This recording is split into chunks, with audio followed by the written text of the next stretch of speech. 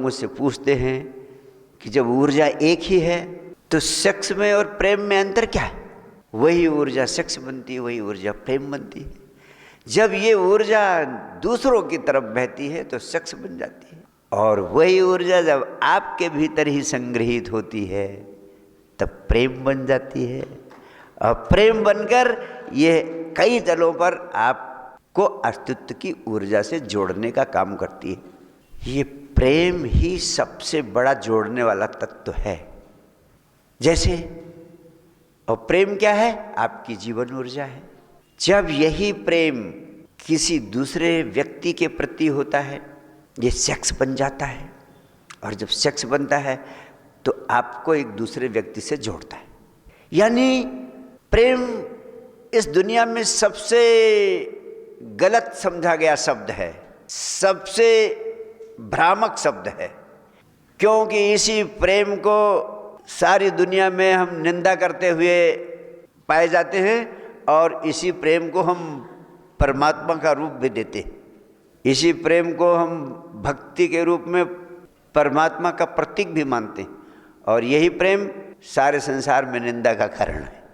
लोगों से कहिए कि लड़का क्या कर रहा है, तो कहते हैं प्रेम में उलझ गया है। नहीं, जैसे किसी गलत काम में फंस गया है।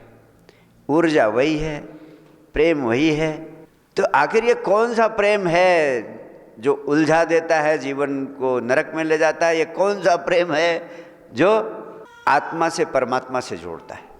ऊर्जा वही है, प्रेम वही है। ऊर्जा कई तलों पर काम करती है।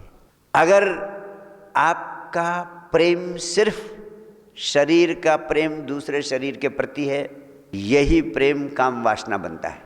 ये सिर्फ काम है, ये बुरा नहीं है, अनिवार्य है, जोड़ता है।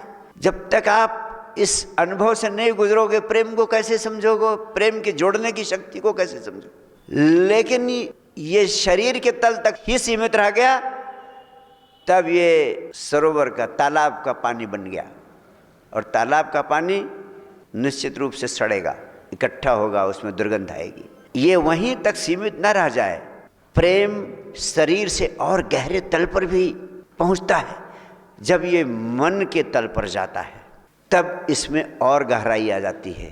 यानी शरीर के तल से और गहरा तल मन का तल है, और भी उससे गहरा तल है जब ये भावनाओं के तल पे जाता है, और भी उससे गहरा तल है जब ये आत्मा के तल पर जाता है।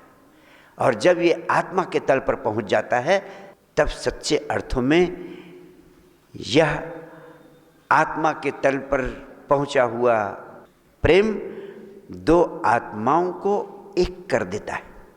दो आत्माओं को एक करने की दिशा में जब ये प्रेम ऊर्जा सक्रिय होती है तो दो आत्माएं ही नहीं जुड़ती, दो आत्माओं के रूप में आप सारे अस्तित्व से एक हो जाते हैं।